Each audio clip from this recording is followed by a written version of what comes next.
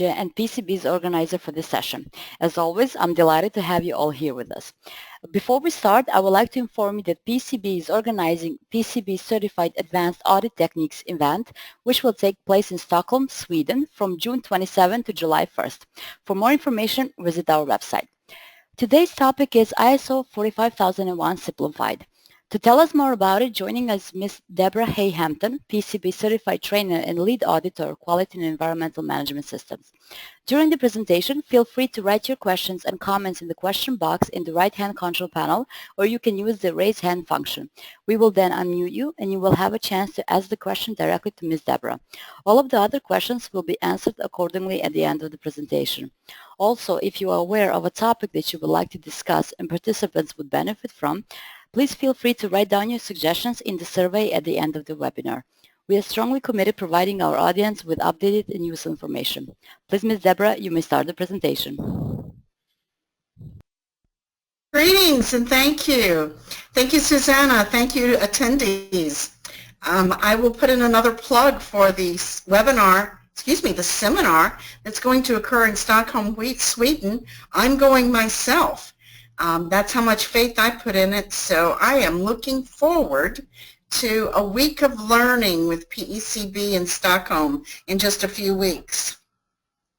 I remind you, if you will, ask your questions, and because there's a lot of things that I'm going to be presenting this morning that may be new to you, and I'm not only an ISO 9001 lead auditor, but I'm also an EMS third-party auditor as well as an OSAS. ISO 45001 hasn't been released yet, but I am an OSAS 18001 audit, third-party auditor. Let's begin. I'm going to begin by telling you what I'm going to tell you about. So these are the steps for implementing ISO 45001 Simplified. I'm going to remind you right this moment, if you'd like a copy of these 7 steps, please email me and I'll be glad to send you this document. So the steps for implementing ISO 45001 Simplified are outlined here, and we're going to talk about each one of these this morning quickly, but we're going to talk about them. Of course, there's much more to implementing, but not much more. This is the approach that you would use. So the first thing we want to talk about is what is the context of an organization. And if you would think about the context of any organization, they have external influences which force them, and I'm using OSHA here, which is, I realize, is American, but each country has their health and safety people that are putting regulations on them, as well as each organization has a community.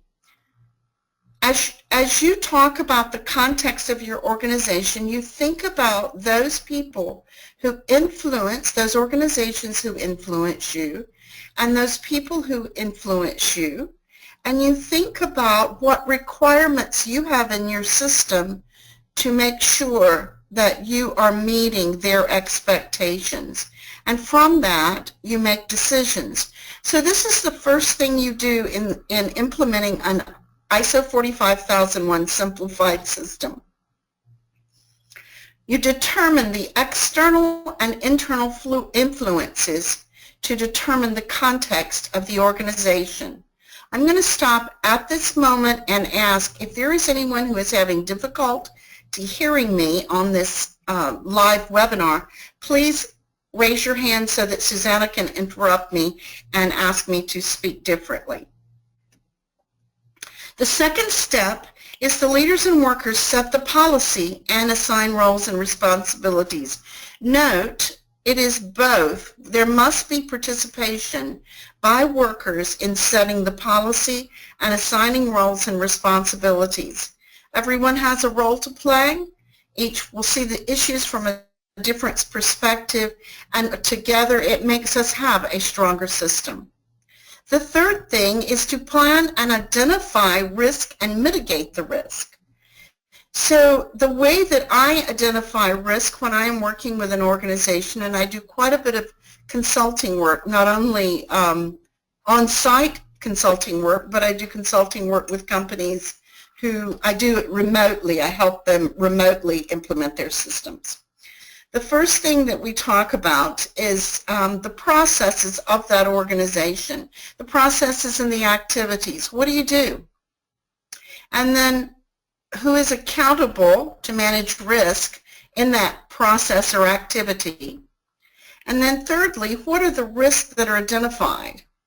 So in the example I'm using, in the quoting and order processing of this organization, the customer care manager is accountable, but the risk identified are ergonomic issues, carpal tunnel syndrome, back issues, some of the things that can occur with people who sit all day long. Purchasing and receiving. In the receiving, the lead is the person responsible for managing the risk, and the risk identified is lifting. Of course, there's that chance that you may lift something that injures your back.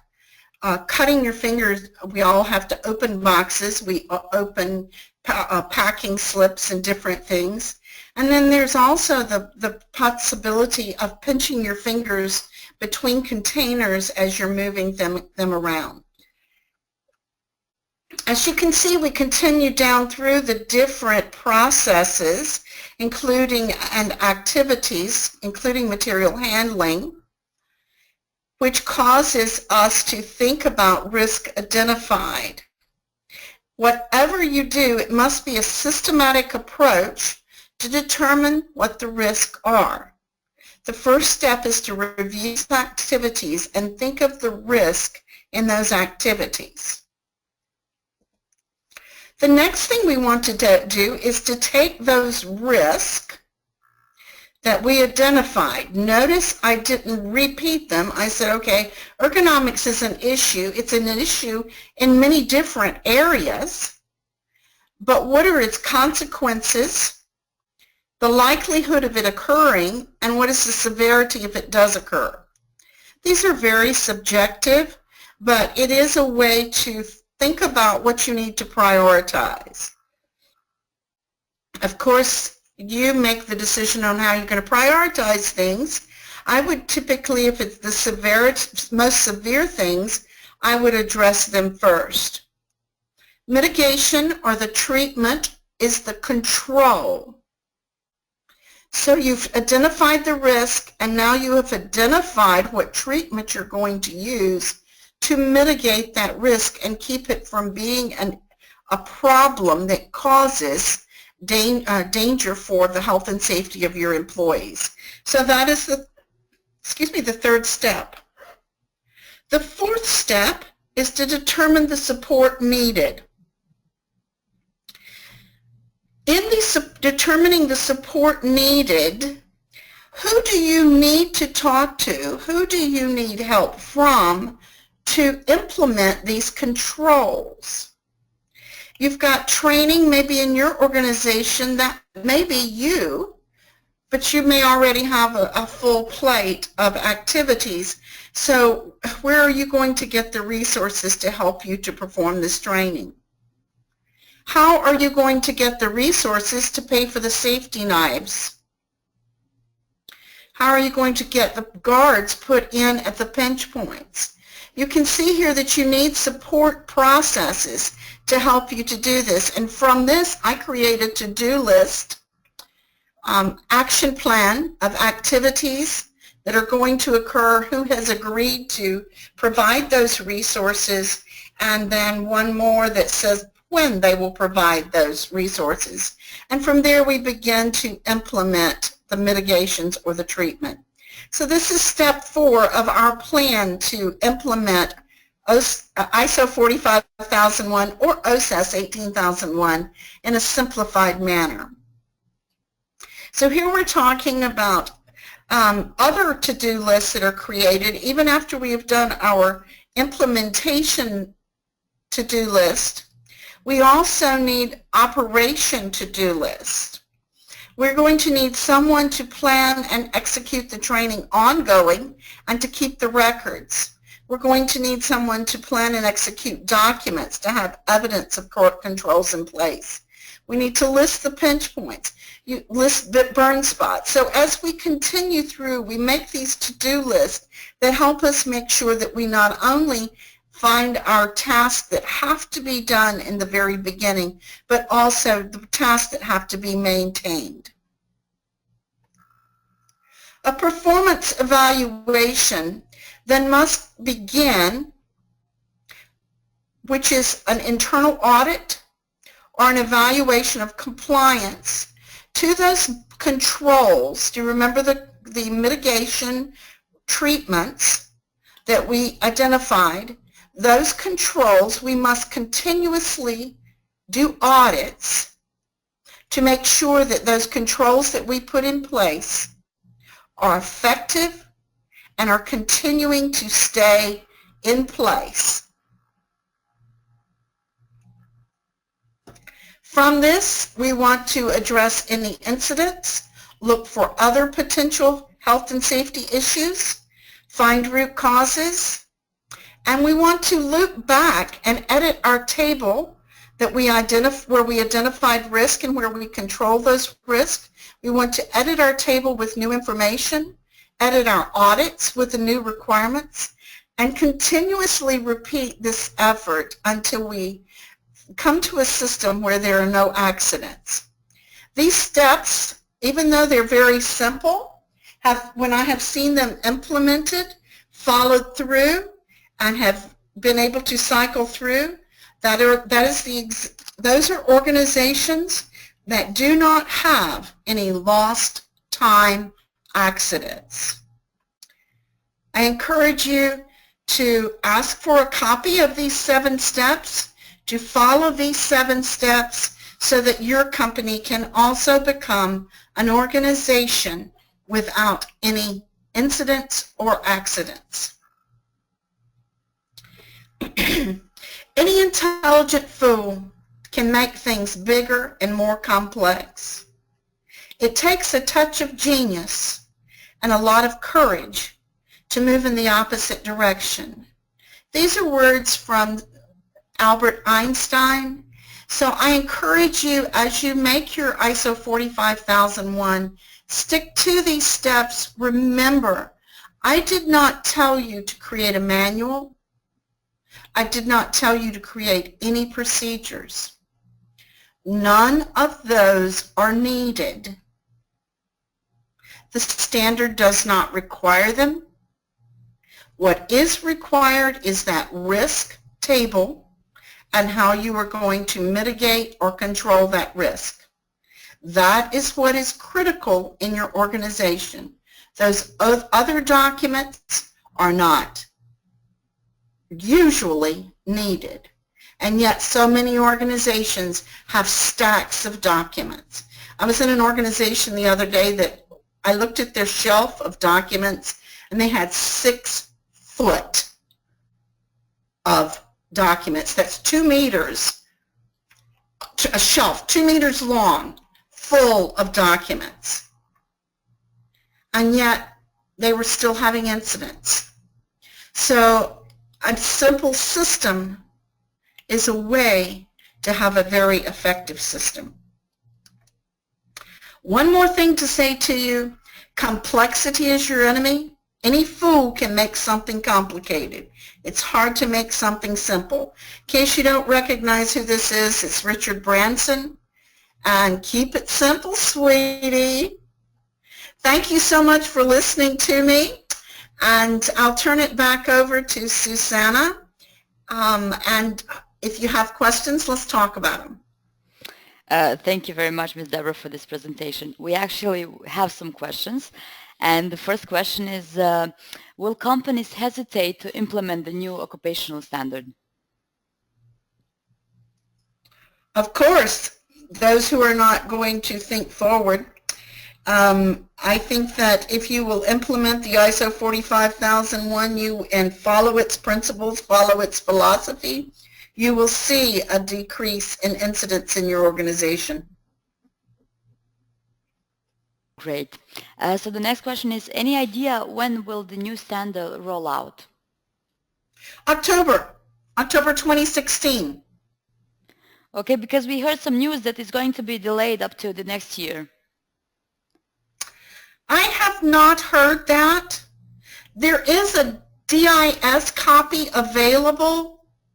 You can buy it through the ISO store, ISO store, I think that's it, isostore.com. Just Google it and you can order the DIS. It's very similar to all the other standards that have been released in 2015, the ISO 9001 and ISO 45001, because it's based off of Annex SL. As a result of that, I can't imagine why they would delay it. I have not heard anything about that. So if you have some information, please make sure you share it with me and I'll share it with all the attendees. Okay, will do. The next question is, what was the main reason that ISO has decided to create a new standard on occupational health? Well, if you have been involved, we had one in the U.S. called OSAS 18001, and that was actually governed and managed by the British Standards Institute. That's who published this document. So we've had a standard, but now we could not get agreement from enough countries to release one that under the ISO heading, under the ISO committees. We were finally able to get enough countries to agree with us that we could release under ISO 45001. So it is now governed by the International Organization for Standardization. Thank you. The next question is, should companies wait for ISO 45001 or go and implement OSAS 80001? I think your real question there is, should I go for third-party registration? I would encourage you to implement to ISO 45001 DIS, which is the 7 steps that I presented to you here. I would go ahead and implement to that, even if there are delays in the standard. If the principles are there, and those principles are going to start already saving you in your employees' health and safety. What I would not do is go ahead this year and get registration to OSAS 18001. I would wait until it'll be spring probably before registrars are offering the registration to ISO 45001. It's only another 6 months or so if you haven't done it until now. I would wait until then to get the third-party registrar involved. Thank you. The next question is, tell us the best way to convince any company to implement this standard. Boy, I would be very rich if I could. You know, there's an old saying in the South, and of course I'm from South Georgia in the United States, that you can bring a mule to water, but you can't make him drink. And honestly, you can't make an organization that does not see the benefit implement ISO 18001. Some companies don't care about their employees in the way that they should. And those companies, you're not going to get them to do what's best for their employees. Those that care, I would approach it from the standpoint of saying, here's one more thing that we can do that is a systematic approach to us addressing all the potential hazards to our people's health and safety. And I would offer that systematic approach to them. That's the way I would sell it. You cannot improve anything unless it's consistent. And most health and safety organizations, there's not a systematic, consistent approach to implementation of that health and safety system in their organization, and therefore they don't get great results. If you follow the principles of the standard, that's when you start getting those great results, those no lost time organizations. Good question. Okay, thank you.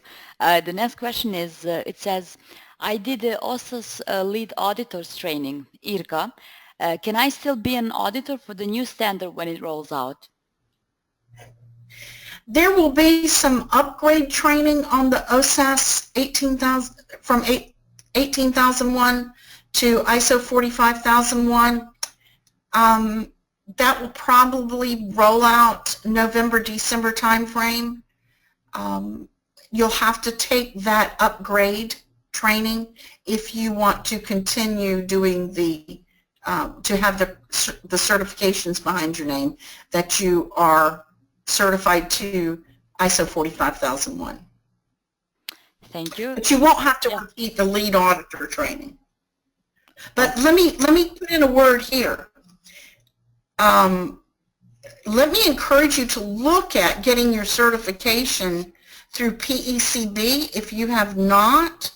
I think PECB has a lot to offer, and we have seen traditional Exemplar Global and IRCA. I don't work for PECB, but I'm getting ready to move all my accreditations to my certifications to PECB. So let me encourage you to look at that. Thank you. The next question is, does the company need a consultant to monitor or provide any advice regarding the transition process?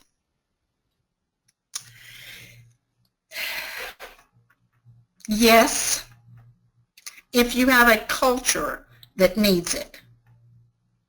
If you have a management group who is willing to allow you to change the culture, you don't need a consultant. But if you are in most organizations, implementing these principles is such a cultural change. Getting everyone to participate, to buy in, to get everything rolling in a systematic, consistent direction. Oftentimes you need that outside force to drive that. So the only way to answer that is try it without your consultant. But if you see you're bogging down, get that consultant in that has the ability to change cultures. Never hire a consultant that is not accredited to the standard that you want to implement. And never hire a consultant without talking to their past clients. So after you've done those two things, if you found a consultant that changes the culture of your organization into the principles and the culture of that standard, then go for it. It'll be well worth the money. It will catapult you. Great. Thank you. Thank you. I would like to thank you once again for this presentation, Ms. Debra. It was our honor having you as a presenter, as always. I would also like to thank all the attendees for taking the time out of their busy schedule to join us. We hope you enjoyed this webinar. We received all of your questions, and because the time is limited, we will answer to your questions individually by email. Also, don't forget to check PCB's webinar schedule on our website, pcb.com, or just subscribe to our YouTube channel and be updated with our weekly webinars. Upcoming Monday, we are having a final webinar session for this round of PCB webinars. We will go into details regarding the transition to ISO 45001. Until then, have a great weekend, everyone. Bye.